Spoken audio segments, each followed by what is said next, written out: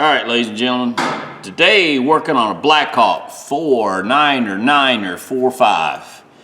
It's made in USA, probably made in the mid-60s, I'd say. It's got a little bit of play. Can you see that move there? Nothing really, it's not going to affect the use of it. It's dry. It's been used. This thing was well used. It was beat on. Look at the top there. I'm just going to bring it back, give it a tune up, make it look good. No big deal. These are simple too. If you guys are not comfortable taking something like this apart, get a gallon Ziploc bag, put it in the bag, and take it apart in the bag. Yeah, this is dry as a bone. It's got old oil and grease. Look how nasty that is. These are complicated compared to others. They don't need to be this hard. Yeah, look how nasty that is. Look how grimy. It's sticky. Yeah, it's like sticky. They've got probably 4 or 5 types of grease in this thing. Before we take it apart, let's just do this. Let's wipe it down. Carburetor cleaner. That's what I use. You guys use whatever cleaner you like. That's just what I use.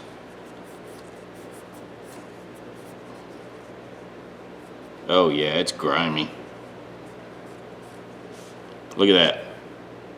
Nasty. Okay, it's got an E-clip right on the top. Get you a small little screwdriver.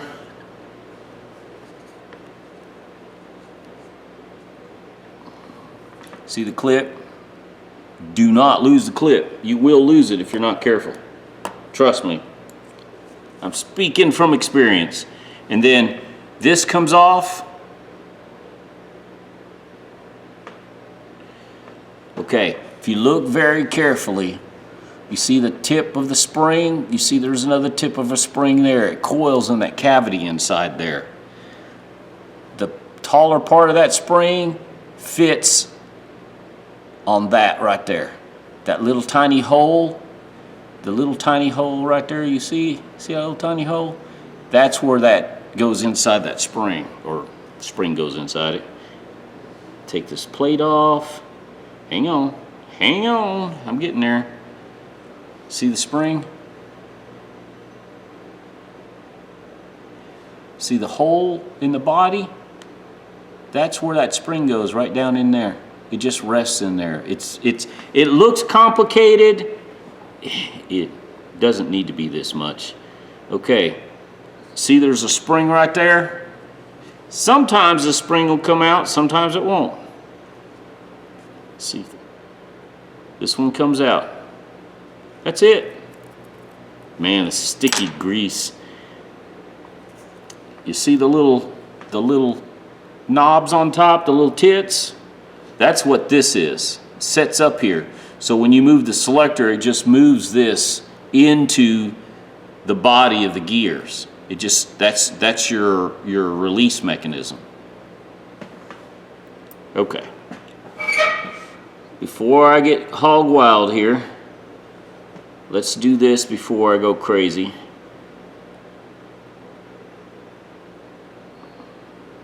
I'm gonna rinse these springs off with carb cleaner real quick.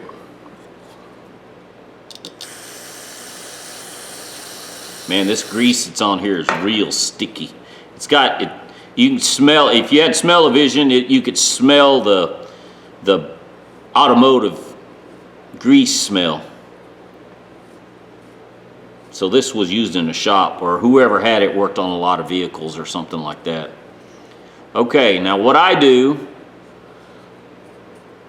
for those of you that's going to do this, get you a little magnet like this. Put your parts on the magnet. It's easier to find this magnet than it is to find those parts when you drop it. Trust me. I've lost lots of parts. Okay. Now, What I'm gonna do is take every piece I got here and just wash it. I'll use carburetor cleaner, clean them real good. Probably use the Dremel to clean them up. I'll show that part. And then I wanna look at the teeth real closely and see what they look like. You really can't examine it until you clean it, because you may have a broken tooth, you may have damage to the teeth, it may not be worth putting it back together. If it's not worth putting it back together, I just throw all the parts in a box or a little cup or little parts cups that I have, and just save them until I run across something that's worthy. So let me finish cleaning this up and then we'll be back. All right, ladies and gentlemen, now I've got the Dremel. I've got all these parts cleaned real well. I'm gonna run over the Dremel just to look at the parts. I'm gonna look at these real close. This is a 220 grit fiber wheel. These are awesome. They'll last forever.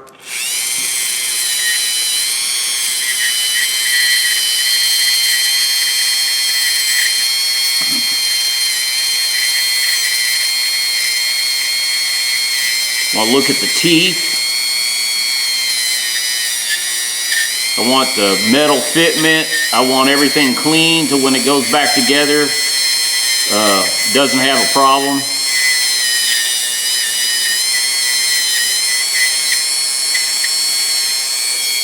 You can see where the spring rode on the back.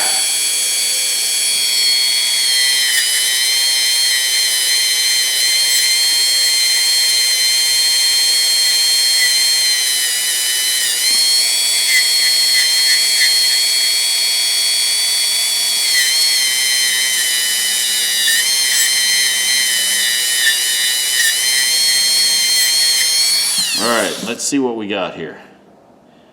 We got damage. It's not bad. Okay, look there, see there? That's some breakage. A little bit of damage right there. Otherwise, that looks good. Yeah. It'll still be a good functioning tool.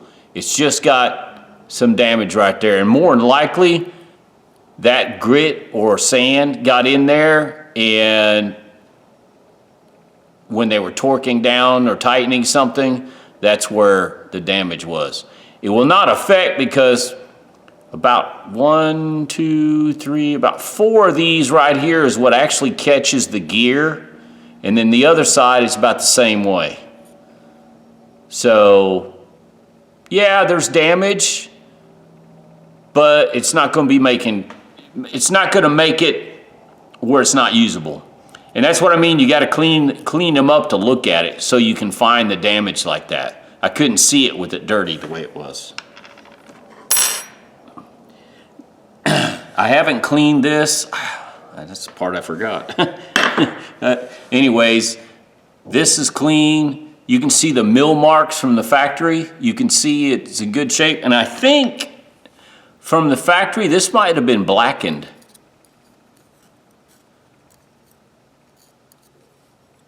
Because you can see the wear pattern. You can see where the pawl rubs on both sides as you're using it. All right, let me finish cleaning this. I forgot to clean the body itself, so look at the gears. I'll be right back. All right, ladies and gentlemen, this thing was packed full of grease and grime. The wear, there's no broken tooth, but I cannot see wear pattern, and I cannot see damage. So now, mind you, I don't know what a factory looked like. I don't know what this looked like from the factory, so I can't compare the wear pattern on this to what a new one would be. But it's all even, and there's no chips. There's nothing missing. There's a better look so you guys can see. You can see it looks like there might be some wear, I think I put it under a magnifying glass to look, but it's all uniform. It's in really good condition. So this is going to make a good used tool. There's nothing wrong with it.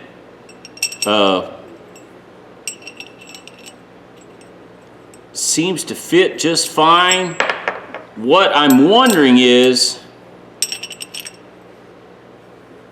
now there's a little play in this, or a little slop, and I've done this before, and you guys, they make the newer versions have O-rings, things like that, and what I've done on some of these that had a lot of slop, like this one's got a little play in it, I can take a milk carton, plastic milk carton, and cut me a ring, a spacer ring, and I can either put it on top here where this E-clip goes, or I can make a plastic ring where this sits, where it sets in here and take up some space, and that eliminates the slack. The problem is that's a lot of work for something that really doesn't need it. I mean, you're talking plate like this. It's nothing to worry about. It's not this socket that goes on here when you put it on the bolt doesn't really care that it moves a 1/16 of an inch. There's no problem. So for those of you that want to take the slop out, yes, you can. You can make a nylon washer using a milk jug and cutting it and fitting it. And if you've got some leather tools, you can actually stamp out a gasket. That's all you're making is a gasket, a spacer, a nylon spacer. But don't need to. Everything's cleaned. Everything's in good shape except for a little damage on that first and second tooth. I'm gonna put this on the wire wheel, go to flapper wheel, then I'll go to the 400 grit, 2000 grit, and then I'll give it a light polish. I'm gonna wire wheel this part of it. Yeah, and I didn't even Dremel. I was gonna Dremel the inside there, but yeah, let's see. That helps. I don't think, no, actually it is polishing it up a little bit in there. I was gonna say it's cleaned out pretty good with the wire wheel, with the wire brush, hand brush. Actually, I did make it look better. Little dummy, why didn't you do that in the first place?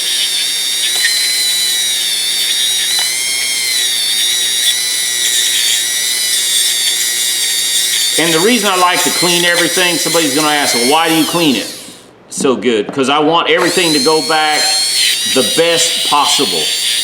That way, it'll last as long as possible. Will I use this wrench? Yeah, probably.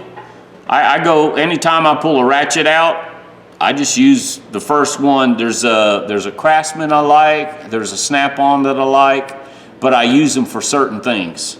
The swivel head Craftsman I have, I use it, and I just reach into a drawer and grab a ratchet. I've got over 400 ratchets, so I grab whatever I want. This I like because it's got a long handle on it. The handle feels good, so yeah, anyways, enough talking. Let's go to the wire wheel and do some polishing and some cleaning. I'm gonna get some iced tea first.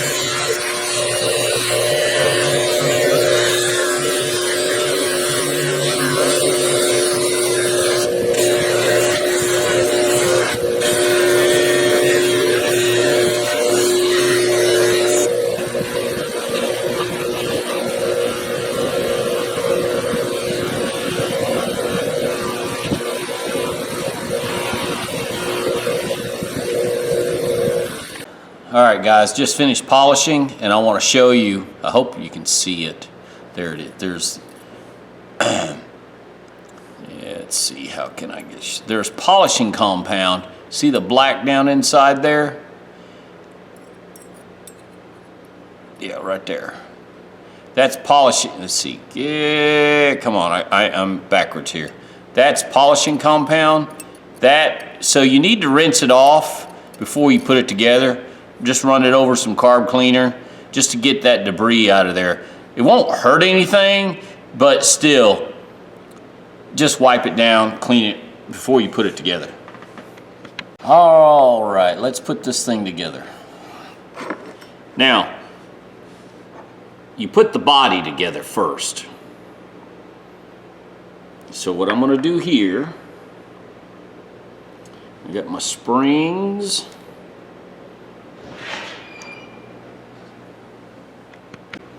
Sorry, got interrupted by my wife. Let's put this together. She comes out here in the garage, steals stuff from me. So I gotta make sure she doesn't take things I don't want her to take. She still does it anyways.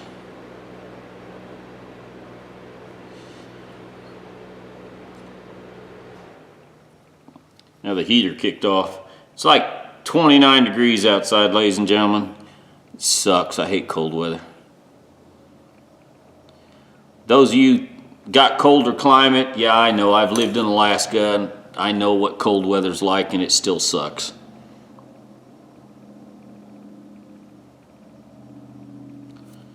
All right. Seems like everywhere where a military base is, army base, it's cold. I got that set, the spring in there. You can see the wear pattern, see where the springs rides on that. It just sets, just sets right there. It's not a big deal. Now, the spring rides like this. Come on. Let me get it. Well, a little trash in that hole there. See how that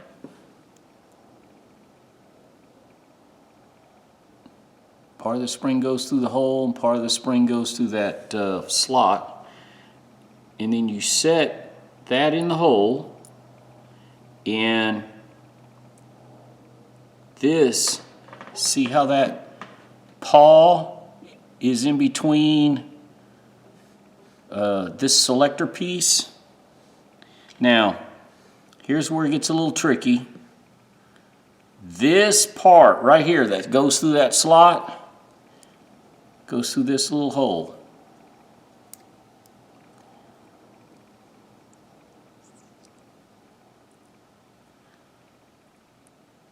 See there? See how I did that? Now, see this?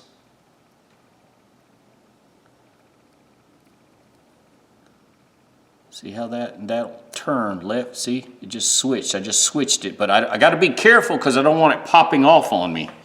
Oh, my E-clip. I lost the E-clip. Hang on. Got to find the E-clip.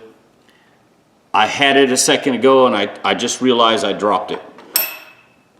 Shoot. Be right back. Let me see if I can find it. Sorry, guys. Had a dumbass moment there.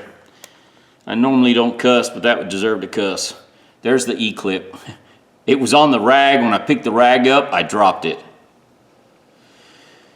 Now, I'm gonna take this apart because I want to show you something that I screwed up.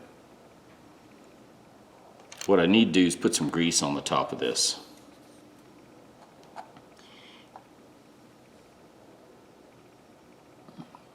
And it doesn't need a lot. I want good functioning tool with a long life. Now, gotta get that spring back up.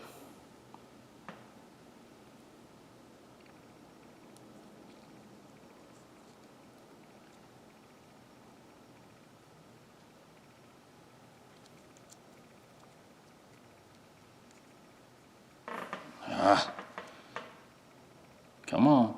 Come on, baby. Fit, fit, fit, fit, fit. Nope. My spring is, there it is. I need to pop up just a little bit. I need to pull it up just a little bit so that little hole, that tiny hole, there, I caught it, put it there. Now, since I got that far, now I can put the little E-clip on so I don't lose anything. It's got trash on it already.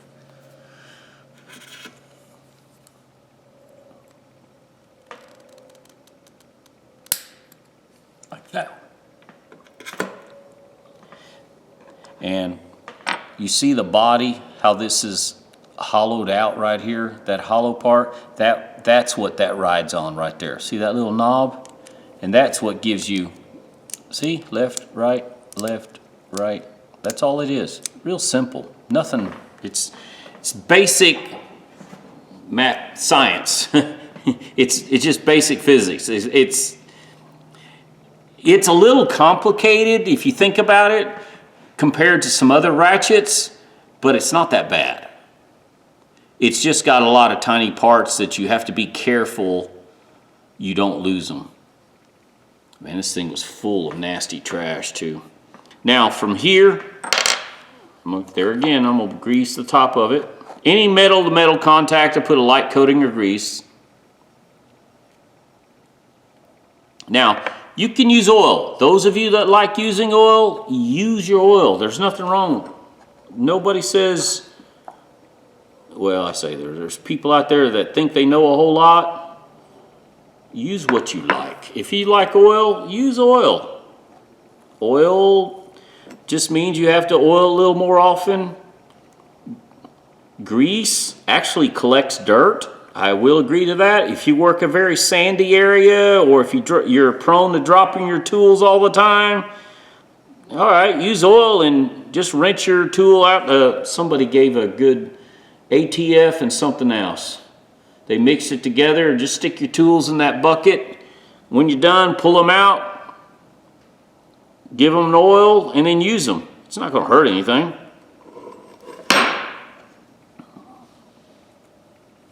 Everybody has an opinion on how to do something. If you find a way of doing things, something you like, stick with it. More than likely, if you stick with it over time, it'll save you money in the long run. It's real simple.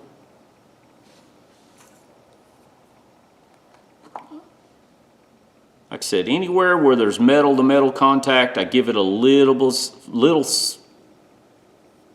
fine layer of grease. And this is Mobile 1.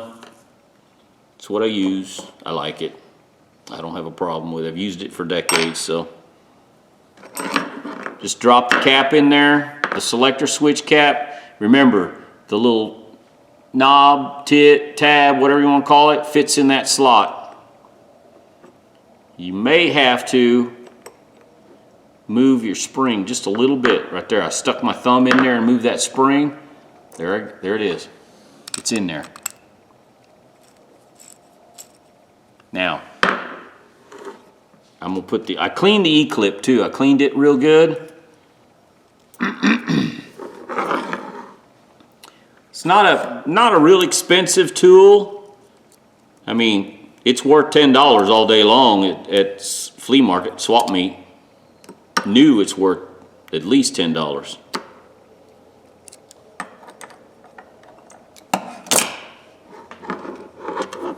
Let's see what we got here. Quiet, man, that is quiet. Selector switch goes left, right. The only thing this doesn't, it's ½ inch. The only thing this doesn't have is a push button release. But yeah, can't complain about that, ladies and gentlemen. Excuse me. Now, before I go any further, I do this to all my tools, ladies and gentlemen. I usually put a little coat of wax. I love this Mother's Wax.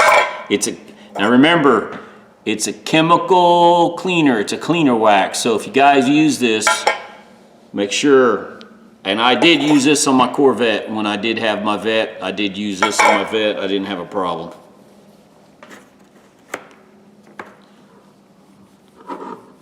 Oh my God, people now are all about ceramic. Oh, I love the ceramic. Yeah.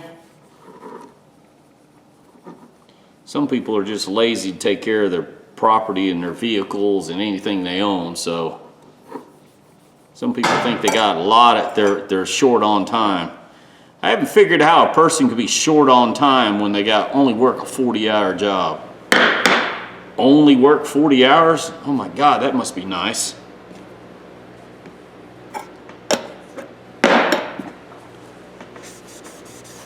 Only time I get to work 40 hours is usually in the wintertime. The rest of the time I'm working 80 to 90 hours when it gets warm.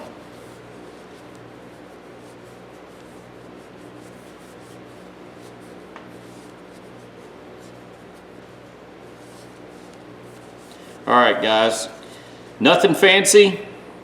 Blackhawk 499 or 45. Patent number, it has patent pending. It doesn't have a patent number, so let's see. I mean, quiet. I think this is 64. I didn't count the tooth. It's 60, 64, somewhere around there. It has, now look at the anvil. It has a little bit of play. See that play? See the movement? Now, okay, let's put, this is like what, a 5/8? Now, 18 millimeter. See the movement? Now, is that going to affect? No. Those of you that are even more particular with your tools, you can, like I said, cut a plastic milk jug and make you a nylon washer, and you can absorb that. It's not a problem. You can't use an O-ring. O-rings won't work. I've tried that and it doesn't work. One, finding one thin enough is the problem, and those kits are very expensive, and just to buy an O-ring for this, tell you the truth, that doesn't bother me. It's not a problem. It's a good usable tool. I got $1 in this thing, $2, maybe $2. It doesn't matter. It's less than 10 bucks. It's a good 1/2-inch drive ratchet. This is good for a backup. It's good for secondary toolbox. It's good for a loaner for your brother-in-law. You know, it's just a good used tool. Normally when I do a job, I have 3, 4, 5 ratchets out, and I have a different socket on every ratchet. I know that I plan my jobs out, so I don't like removing a socket. When your hands are dirty and greasy and you're working, it's a nuisance to replace the socket. I will have ratchets setting out that has nothing on it. If I need an extension, I pop an extension on it. Sometimes I'll do that. If I plan my jobs properly, I don't replace anything on my, I use my ratchets. I'll have a 13, a 17, an 18, a 9/16, and I'll have an extra ratchet with extensions on it. That's how I work. Saves time. I can have 6 ratchets in front of me working on a job, and none of my ratchets cost more than $2. So, yeah, It's that's how I operate. That's how I work. I measure my time. My time is very valuable, and anything to make my jobs easier and go quicker, that's how I do it. And I try to buy tools as cheaply as possible. Getting back, look at the tool. Look at the damage on the knurling. They beat on this thing. Does it affect the use? Not at all. I did a light polish. I did not do an extremely high polish. Didn't need to. I just wanted to clean it up. I got rid of the damage on the sides there where it rests in the toolbox. There's a little bit, but you can see it's not completely polished perfect. Doesn't need to be. This is not a piece of art. This is a good used tool. Plain and simple. Nothing else. All right, ladies and gentlemen, give me thumbs up, thumbs down. Subscribe if you like. Bring old junk tools back to a good usable condition. And this week I'm working on a lot of ratchets. I've got like 10 ratchets I need to fix or clean up. All right, guys. Yeah, time for another sweet glass of sweet tea. Y'all have a good day.